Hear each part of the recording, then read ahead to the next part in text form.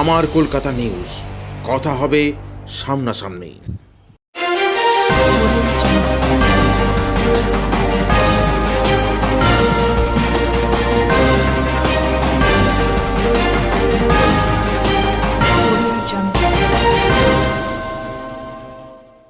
হুগলি লোকসভা কেন্দ্রের বিজেপির প্রার্থী লকেট চট্টোপাধ্যায় আজ প্রথমে জনসংযোগ যাত্রা করলেন ব্যান্ডেল বাজার সংলগ্ন এলাকায়। তারপর বিজেপি প্রার্থী লকেট চট্টোপাধ্যায় ব্যান্ডেল স্টেশনে ট্রেনে উঠে মানকুণ্ডু স্টেশন পর্যন্ত জনসংযোগ যাত্রা করলেন।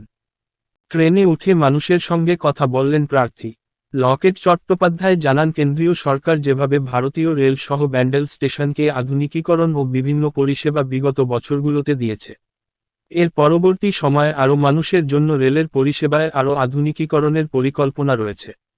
আমি চাইব পরবর্তী সময়ে মানুষের যাত্রী পরিষেবাতে রেলের কাছে কোন কমপ্লেন না থাকে।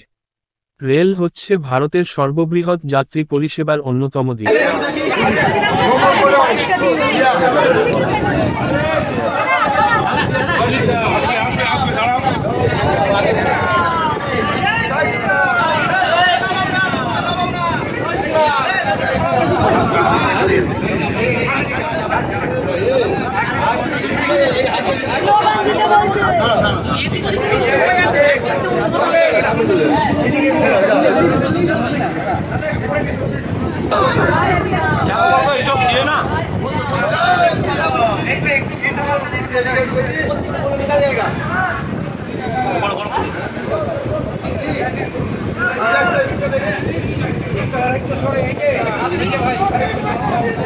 তুমি একা চলে যেতে পারবে না, একা বেরোতে পারবে না, ট্রেনে উঠে যেতে।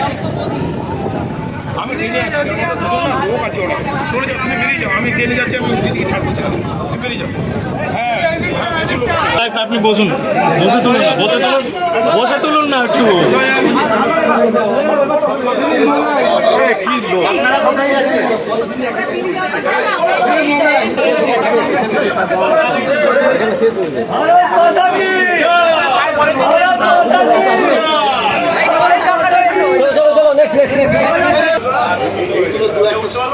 স্কিল তোলো দু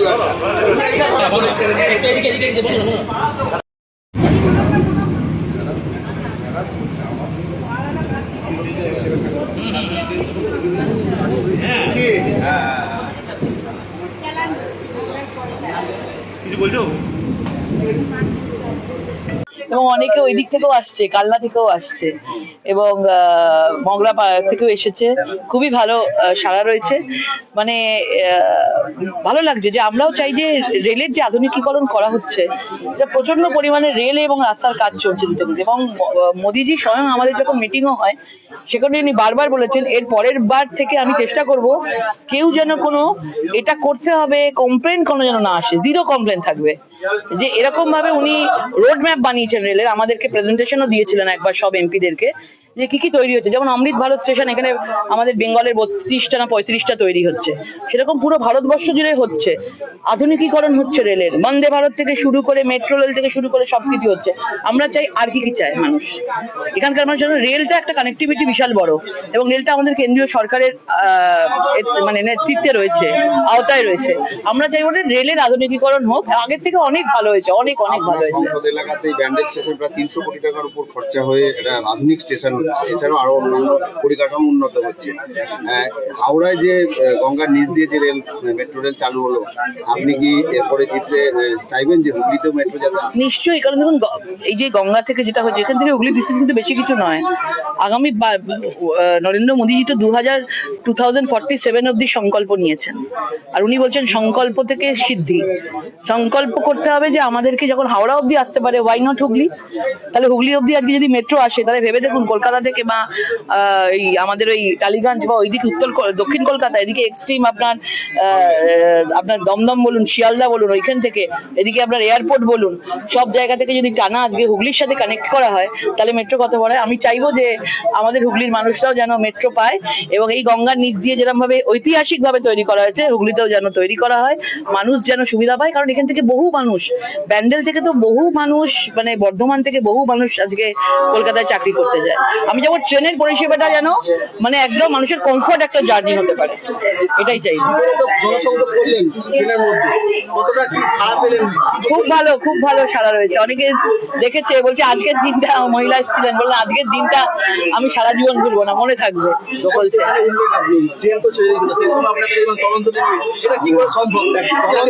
আরে আমার সব আছে। আমি ছোটবেলায় আমি নাচ শিখতে যেতাম, তো আমার দক্ষিণেশ্বরে বাড়ি, তো দক্ষিণেশ্বর থেকে মা আমাকে মমতা শঙ্কর ব্যালে ট্রুপে নাচ শিখতে নিয়ে যেত গড়িয়াহাট। তখন 3 ঘন্টা লাগতো যেতে, 234 নাম্বার বাসে করে মা আমায় নিয়ে যেত, এবং সেটা ডানলাভ থেকে ছাড়তেও নিয়ে যেত, নাহলে ডবল ডেকার বাসে নিয়ে যেত। ঘুমোতে যেতাম, ঘুমিয়ে পড়তাম।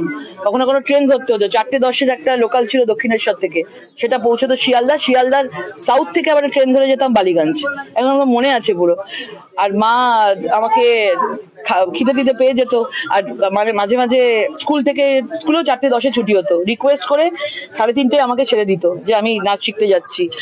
তো মা দাঁড়িয়ে থাকতো, স্কুলের দুধের ফ্লাস্ক নিয়ে দাঁড়িয়ে থাকতো, এবং তারপরে সঙ্গে সঙ্গে নিয়ে যেত। মনে আছে, রিক্সা করে নিয়ে যাচ্ছে, আর তারপর কি ট্রেন ছেড়ে দিচ্ছে, আর ট্রেন যখন ছেড়ে দিচ্ছে তখন উঠতেই হবে, ক্লাসটা জয়েন করতেই হবে। 5টা থেকে আমার ক্লাস থাকতো, আমি 10 মিনিট বাদে গিয়ে পৌঁছতাম। মমতা শঙ্কর মানে মমদিও জানতেন যে আমি স্কুল থেকে দৌড়তে আসছি আর কি।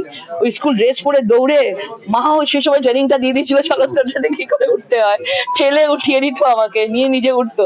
তো সেইগুলো এখনো মানে মায়ের কাছ থেকে অনেক কিছু শিখেছি। यात्रा के दौरान कोई समस्या दिखी क्या? हाँ? यात्रा के दौरान ट्रेन में कोई समस्या दिखी क्या? अभी तो कोई समस्या का बात नहीं किया। सब लोग बोल रहे हैं ट्रेन में बहुत कुछ हुआ है ट्रेन पे। ये वंदे भारत ट्रेन जो हुआ है, जो मेट्रो रेल का जो काम हुआ है, ये ट्रेन का जो मतलब आधुनिकीकरण हो रहा है, तो बहुत कुछ हो रहा है। और होने वाला 5 साल में आप देखना पूरा चेंज हो जाएगा, पूरा चेंज हो जाएगा।